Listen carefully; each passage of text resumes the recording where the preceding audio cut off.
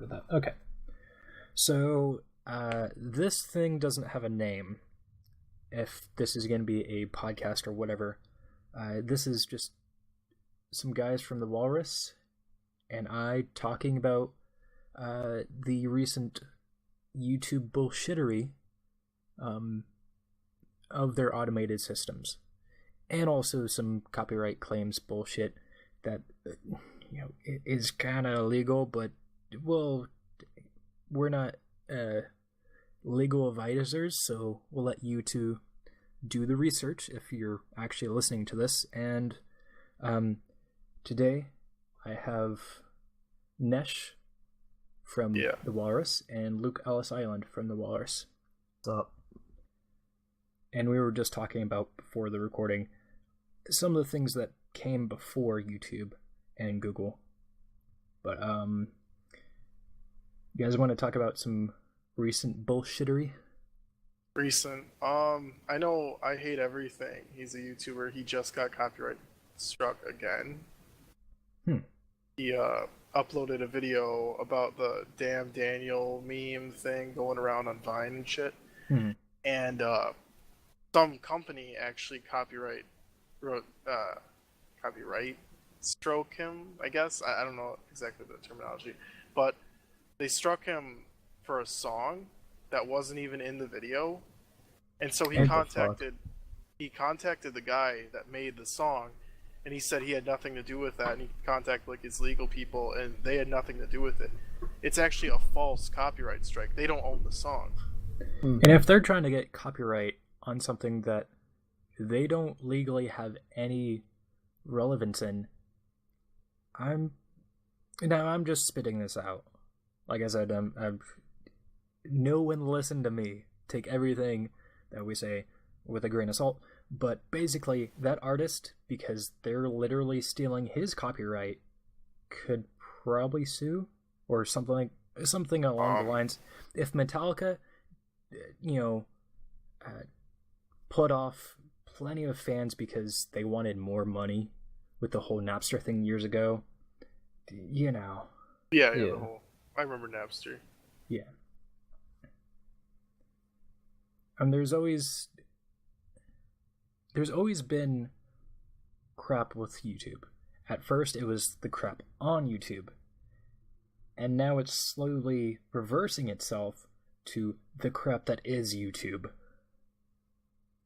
I think the biggest problem with that is you can claim to be anybody and copyright strike literally anything. Like, I could just go on a video or with someone playing Halo 5, say I'm Phil Spencer, and copyright strike it. And to be honest, the YouTuber, they would have to go through a whole legal process to prove that I'm not Phil Spencer, and then they don't even see any of that money that I already took from striking their video. Yeah, there's no real punishment for that, right? No, not really. Like, I think maybe if you specifically say you're Phil Spencer, he could probably sue you for... Yeah. But that's just an example. You could just say, hey guys, I'm John Xbox, you can't use that. It's the same principle. Yeah, and that should be the thing that should be really hard to get claims on. I mean, it should be simple enough, but then again, legally harder, because if someone owns something and created them or created it or has, legality over it, they should actually have to sign legal documents, all that stuff. Even though it could backfire, it should be harder for a copyright claim or something along that lines to make sure it's legitimate, because you don't want people copywriting claims of stuff that you've made or stuff that they've stolen from you, either way. But, it should be out of the YouTube realm, because a lot of that stuff is automated systems and all that stuff. Yeah. You should have to sign up with actual things if you want to illegal prove it's your say. actual content. Yeah. I think you should be able to have to prove who you are, because I honestly think that YouTube should implement like a system where like they register what content they own and don't own, so that way, I don't know, like it's just kind of bullshit that anybody can go on there claiming that they're whoever, take down a video, and then a lot of YouTubers, they don't think it's worth the time or the effort to go through all this process to prove that, you know, they're not stealing content. Yeah. And I mean, it happens to like the reaction channels all the time. Like Pyrocynical had it somewhat recently where he got copyright striked for one of his videos, but the video itself was copyright infringement because it was like some crappy animation studio and they used Olaf from Frozen. So they're already, you know, infringing copyright, but then they strike Pyro for it. You know, it's like, it's the Wild West, honestly. It's evolved a little bit from the early days, like I mentioned. The shit that was on, like, YouTube was a piece of shit before Fred. I do have to give him that. Not saying, trying to rewatch it, it makes me cringe and it deletes System 32, but that was the first thing that made YouTube, in the public eye, look like a legitimate website and a legitimate business. Yeah. And now you have a bunch of stuff that kind of seems like they should have gone over years ago. Because if you're having to deal with legal things on a minute-to-minute basis with Google servers and all that stuff, Viacom things, then you should have like one of the tightest legal, even if it's still automated systems, you should have it as tight as possible so it's not just spewing things out, because then it's likely gonna bite you in the ass. The problem is that YouTube doesn't have to worry about any of that. Like, we can complain all we want, put this video out, and like whatever, but at the end of the day, they'll just be like, okay, fine, then go to like Daily Motion or Yahoo Video. Like, yeah, it's not a viable option. Like you said, you know, for example, you said Fred, like he made money, he like made himself successful through YouTube, and there's really not many other platforms on the internet for, I'd say, video creation to achieve that kind of success. And I don't know, there's no really other option for us. Yeah, and the sad thing is, you're right, like, we don't have to use YouTube, but if we actually want to, I mean, I do my thing just for fun. I'm not about the profit. I don't think a lot of creators are about the profit. But the thing is, it's one of the only viable ways to make a profit, to get ad revenue, just to say, like, oh, this is worth it. All this time and effort that I put into this, it's worth it somehow. Yeah. Other than likes, comments, all of that stuff. Even though I don't like YouTubers saying, you like, comment, subscribe to my channel before I start the fucking video, fuck you, and then ad. But, yeah. Yeah, I know what you mean. And the thing about, you were talking about I hate everything in reaction videos. I would say, for instance, H1, I don't watch him too much, but H131. H3. Yeah, sorry. He's more a reviewer than a reactor, at least in the way I see it, because he's reviewing something. He's thinking critical on something. I can see that. Yeah, as if I hate everything or the nostalgic critic would. He's creating skits in between. He's he's doing more of his stuff than putting the thing he's reviewing or talking about in it. Yeah, he's like the opposite of Jinx. Like, yeah, the video isn't the focus. That's the really interesting thing about this whole thing, where I will mention that some movies on YouTube that have been there illegally for many years go actually not unnoticed because they have millions of views, Mm-hmm.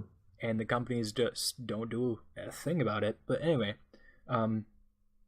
the legitimate creators, not saying I'm saying it like with Jinx, but either way, he's creating something. He's putting it, he's putting something else-ish into it, but he's, he can get away with it somehow. That's the odd thing. Well, he gets a ton of copyright strikes. He just, works it out, is the thing. But the thing, yeah. Jinx is barely viable.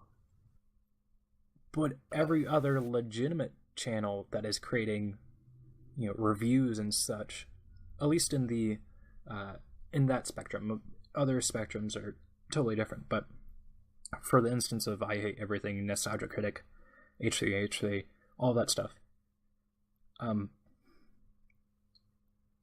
a lot of times they can't work it out, and so even Team 4-Star. It's, I don't know, it's odd because they can't work it out, yet Jinx can, and he's not saying it's freedom of the press or free speech or anything like that.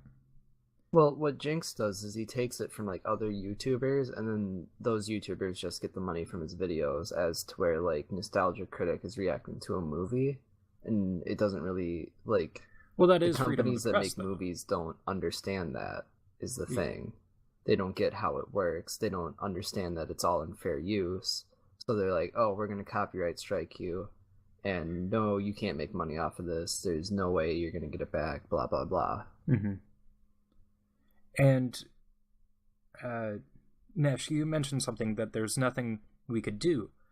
But, at least lawyers in California, there is a law against, and I'm maybe getting this wrong a little bit, but basically, if you're hindering someone from making a living, making a profit on their job, there is something against that in California, and they're trying to work with that to help people, actually, who are making a living off of YouTube, keep making a living off of YouTube, because other than the copyright strikes, other than the channel takedowns, for instance, a big thing can happen. The Fine Bros, they were huge 1 week, for years, basically, and then in a few days, they go down, and yeah. When I said, what I mostly meant when I said there's nothing we can do, I meant there's nowhere else we can go. Yeah. I think protecting YouTubers' livelihood is good. Like you said, that one law or whatever. I don't really know too much about it, so I'm not really going to speak. Yeah, I was trying to make it as vague as possible because I don't want to say things wrong and be like, comments, hates me. Right. So, I mean, trying to protect people in that sense is good, but I kind of see it as too little, too late. We're at the point where the copyright system is so fucked that I don't really know how much something like that is really going to help. I think the only way for this to change or it to get better would be for YouTube to buckle down and actually research who's sending the copyright strikes, who's doing what. Yeah, and the thing with that is they can't really viably do that with how many channels there are and how many fraudulent copyright strikes they have. They would have to hire on thousands of more people just to take a dent out of that. And even then, there's no way they could stay afloat with it. So they've kind of backed themselves into a corner with the way they set up the copyright system. I think it's pretty much impossible to do anything about it because I'm sure the way YouTube sees it is that most of the time on their automated systems, whenever like a strike is hit or whatever, a video is taken down, they see it as most of the time it's right. So they'll just like won't do anything about the rest of them. And I understand it because, like you said, it's not feasible to go through every single video and try to review each one, seeing if it is fair use, if it, you know, does have another person's content in it. It's just not possible. Yeah. But if it gets to the point where, now this is just a hypothetical, but like, let's say the Supreme Court says there are too many false claims. There's, you know, let's say there's something about freedom of speech, freedom of press, whatever there is, and the Supreme Court or whatever legal system says you have to do this for literally every single one, then they kind of fucked themselves already because they had a faulty system at the start. And I think at that point they'd probably just be like, all right, well, we're going to shut down YouTube because there's no way we could viably do this. Yeah. And I think at a point, that's likely where it would go, because it's getting almost too far that not only is, you know, are the creators losing jobs, all that stuff, but it's on the legal way. Like, if people were just like, I stopped my channel, or people stopped watching, okay, that's a whole different thing, but like, there's legal battles and all that stuff. That, I don't know. The only real way I could see YouTube actually doing something about this is if PewDiePie had, like, some outrageous copyright strike. Oh, I'm sure he has. Well, I mean, like, outrageous to the point where his channel's going to be gone. And YouTube knows they're making a good chunk of change off of PewDiePie. Oh, yeah. So they would make some system where you could, you know, talk to an actual person at YouTube about this, but it would be locked to people who probably have like 10 million subscribers. So it wouldn't be a viable option, especially for channels like us where we're not making any money or anything, but yet we can still be copyright striked and fucked. I think, honestly, I don't know this for sure or anything, but I would expect that PewDiePie does, like, YouTube does have a specific thing looking out for top YouTubers going through their actual copyrights, because those are their money makers. Like, they don't they don't want people to touch them, so they'll probably actually go through those ones and make sure they're legitimate. I'm sure like every channel that YouTube tries to auto-subscribe you to when you make a new account is in that group of like, okay, we're going to watch out for these guys and make sure nothing bad happens to the channel. Well, now that you mentioned that, I'm not sure of any other channels, but I think there was like 8 or 10 different channels that YouTube picked specifically for that reason. One of them was the Jimquisition, and you know, he still gets copyright strikes, even though YouTube is backing him. It's a little bit better for him because now he can actually keep his job. Yeah, like I was saying, he probably can actually speak to somebody at YouTube who can clear them. But even like JonTron, H3H3, any other person with relatively a big amount of subscribers, like Nostalgia Critic, they cannot talk to somebody at YouTube. They get automated responses. Yeah. And that's just like... He had to get thousands of people together to rally up against it, to get his monetization back.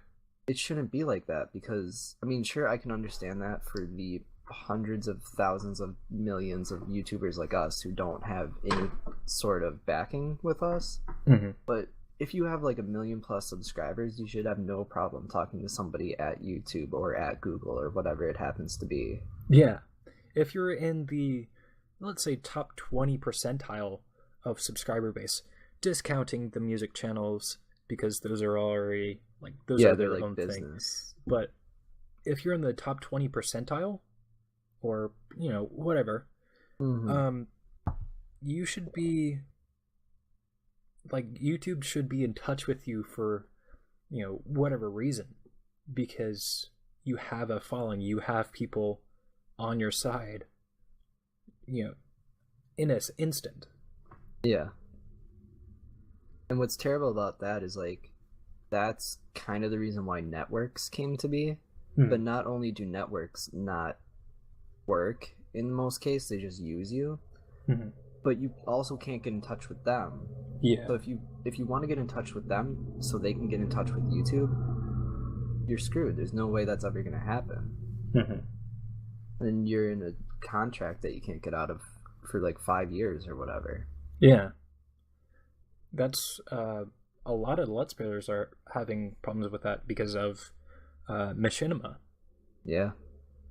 I mean, early on, it was a huge thing. People wanted to get on board all of that stuff because it seemed like it was profitable.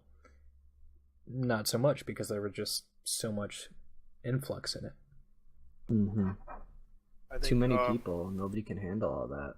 It is too many people, but at the same time, it's because YouTube doesn't promote smaller YouTube channels that people feel driven to go to these networks. Yeah, exactly.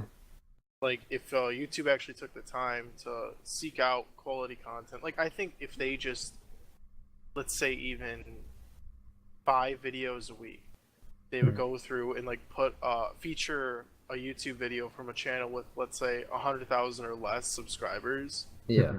If they would feature that video because of its good quality, I don't think networks would be as big of a problem because, like, we wouldn't feel pressured to join Machinima or anything like that if it was if we were getting properly promoted. You go on YouTube Gaming or whatever, it's all like Markiplier, like PewDiePie, same shit that you see all the time. Well, it's a little bit easier with YouTube Gaming, at least on the streaming side from what I've seen. With Twitch, you only really see the people who are streaming to thousands of people. But if you go down a few, well, not even a few pages, sometimes just the first or second page down all the way, you see you see streamers that have a few hundred, then it trickles down to the tens and all that stuff. And that's kind of interesting because not a lot of people do it, but I have actually gone and checked out those streamers that are only streaming to a few people just to, see what's up.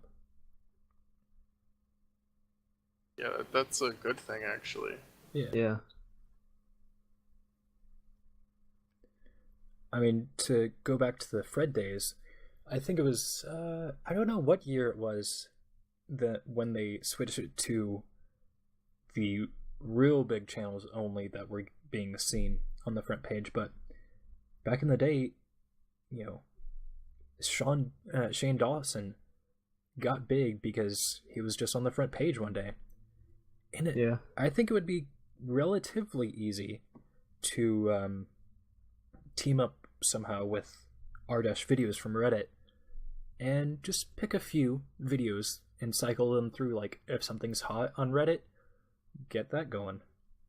Yeah, they could honestly just have like an automated system do it. Like, they don't even need people to have search for these videos if they go through like Reddit or something. They use an automated system for everything else, so why not? Because it doesn't make money.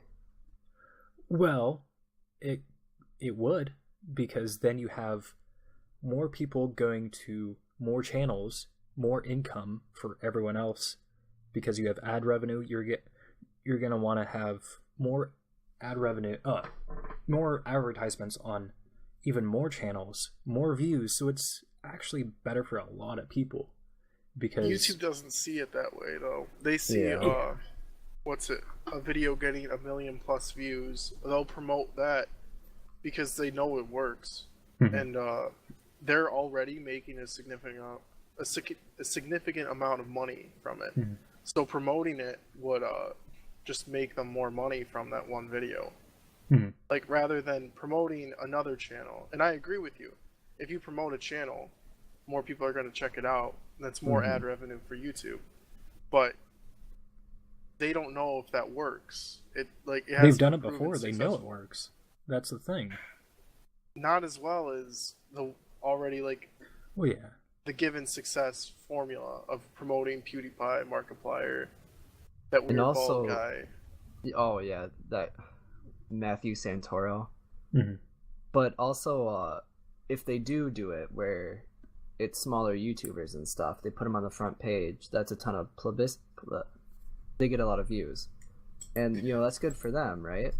But if they get so many subscribers, then YouTube's going to have to do some work and send them a plaque. YouTube doesn't want to do that. They're just going to throw PewDiePie on there, and, he's already got all the plaques. Like, that's less work for YouTube to do. Yeah. But I think it just comes down to laziness of YouTube. They just want their big guys to keep getting bigger so that they make them more money. But then again, if you only have a few people being the stars of YouTube, it soon starts to get very stagnant. And then people lose interest. Smosh, for instance, they were bigger even longer than Fred. And they're one of the few ones that, like, it's always been a smaller group of huge YouTubers at a time.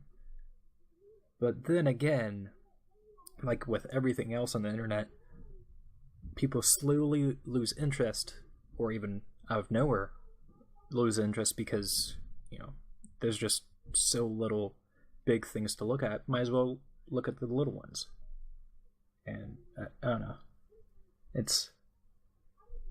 I don't know if I agree with that. Just because, like, the fan base. I mean, I'm not trying to talk shit on the fan base for like PewDiePie or Markiplier, but statistically speaking, they are younger kids who like they just watch that shit, and that's why if you watch like an older PewDiePie video to one now, the older one is like 10 minutes of pure gameplay, but then if you watch the newer videos, PewDiePie plays like 30 games, each one for like maybe 30 seconds. Like, they get that change in the video itself because PewDiePie knows he's not going to get as much views unless he chops it up because nobody has the attention span. And those little kids aren't going to go searching for some new Minecraft Let's Player because PewDiePie changes what he does every episode. Yep. That reminds me, I've talked to Luke about this, but it blew my mind that I was at a Christmas party thing, like with my family, and one of my cousins who is less than 10, he's probably like 6 years old, he was watching Markiplier on his iPad, and I didn't even know like 6-year-olds like watched YouTube videos. Like, I don't know, that never even like hit me. And then it was crazy because, like, I know I hear people saying, oh, they're appealing to the younger demographic, but I've never actually seen it. And generally when I hear PewDiePie is just appealing to younger kids, I think like 13 through 14 -ish. Yeah. That's what I think of. I didn't think that like actual kids go and watch it, but it actually makes sense because they get kids like nowadays, they get like iPhones and iPads at a really young age. And a lot of like they open up the YouTube app, first thing they see is PewDiePie and Markiplier, and they start watching it, and they're just gonna keep watching it. I think that although I know older audiences will more than likely get sick of the same stuff over and over, younger kids just put it on and then they just watch it mindlessly. They don't really think about it. Well, that's always happened with the bigger YouTubers, like I said, Smosh and all those people. Like, what I'm basically getting to is the YouTube stars and everything else on the internet, it's digital graffiti, basically. It can be there one day and then gone the next. I mean, that kind of has to do with the algorithm, though. Like, that's why animation channels aren't big anymore, and that's why Smosh is kind of diving down. That's why they made the gameplay channel. Yeah. It's because that's the only thing that's viable right now. If YouTube does change the algorithm again, then maybe we'll see PewDiePie and Markiplier kind of dwindle down. But for the time being, they're still going to be the kings because, one, it works for the algorithm, and two, YouTube promotes them. And not only... go ahead. Well, putting out consistent content and then it getting as many views as it does, those gameplay videos, it works for YouTube. That's what they want. That's what makes them the most money. That's what the algorithm promotes. It's it is kind of sad that skit channels and animation channels are going down because it's just impossible to support. Mm-hmm. And not only is it because of the algorithm, I think we talked about this on Twitter the other day, also because of the copyright stuff. It's a little bit harder, not saying it doesn't happen, because I'm sure it has, it's a little bit harder sometimes to get a copyright claim on a Let's Play rather than a skit or a review or something like that. Yeah. That's why a lot of people say YouTube is just Let's Plays. It kind of has to be, because, like, with skits, reviews, reactions, all that stuff, you, generally speaking, to make good content, should have a backing track to that. And if you use royalty-free music, people are gonna, you know, put you on the stake for that. And if you use, like, somebody's music, you're gonna get copyright striked. But then if you do a Let's Play, you don't have to put any music in there. It's relatively safe unless you're playing, like, Nintendo games. You're not gonna get copyright striked. Yeah. I would even say some indie games, Well, yeah, some of the developers can be sketchy. And, like, I do know, like, Let's Plays and stuff, I agree that it shouldn't be copyright strike because, you know, you're kind of putting your own spin on it. Mm-hmm. But at the same time, when YouTube does say, like, they have 100% right to do that, like, I do think Nintendo does own the right to take down that video because they own the game. Oh, yeah, for sure. But they did a little bit too late. Right. When no one else has. I think it's just really shitty when, like, Sony, Microsoft, I don't know, any other company, they don't care, and they see it as free promotion. Mm-hmm. And yet Nintendo doesn't. Yeah, and I was talking about this last night on Twitter. Like, Nintendo will copyright your video even if they sent you a review copy. Like, what's the point of working with Nintendo if they're going to copyright the content they give you? Well, interesting thing, because of that, that you brought that up, like, a company letting another person use their video or whatever, and all that stuff. But basically, I saw this thing where, what was it? I think it was Ubisoft America copyright claimed Ubisoft's Canada account, one of their I saw video. that. It's like, what the hell? Where is this going? When literally the same company, just a different division of it, is copywriting their own video. I mean, that had to have been some, like, automated system or some slip up. There's no way that was on purpose. Right, it was a mistake, but it's still funny. It is, especially because it's just funny that they owned the video that they posted. Yeah. Yeah. And yet they still got copyright. Like, that. But That's it's I'm also sure scary too. Ubisoft. It goes I to think show it was how fucked the system is. Yeah, I think it was Ubisoft. It might have been someone different, but I'm pretty sure it was. Yeah. It will likely get to the point where they will be on the side, even though they're not the best company and don't make the best games, in my opinion. If you have bigger companies on your side for this reason, it's going to gain a lot more traction. Oh yeah, for sure. Because it's happened to them now, so they know, like, well, shit, this isn't going to work, because if we're making the videos for our own channel and getting it copyrighted, and then who knows, our channel might go down, and then there goes a bunch of ad revenue, a bunch of stuff. What are we going to do? I mean, sure, they have plenty of their divisions for their stuff, but even still, like, it could happen to them. It could. But they're like a business, so I would assume they'd be able to, like, just get their channel back. You know, it's not like, you know, you got Timmy Two Shoes with 100,000 subscribers. His channel goes away, and, you know, he's fucked. I'm sure any actual company could easily just get their channel back. Well, yes, but then again, if it's doing that, if it's copywriting copyright claiming their own thing once, it could happen again, and after a number of times, if it happens over and over again because of the automated system, I haven't looked this up, but I'm pretty sure you could just lose your channel forever. I don't like it. Once you lose your channel, there is a holding period that YouTube holds it where you can appeal it. So they'd just be able to do that. But either way, they would get it resolved within because the strike is there immediately, but it's not technically there for, I think, 24 hours is your first initial appeal period where it doesn't actually affect your channel. And that's why channels with 3 strikes can still kind of do stuff, but not really. That's my understanding of it, at least. Yeah. Anything else you guys want to talk about? Yeah, well, we talked shit about YouTube for a pretty long time, so... Yeah. Yeah, I just hope this video doesn't get taken down. It's possible, believe it or not.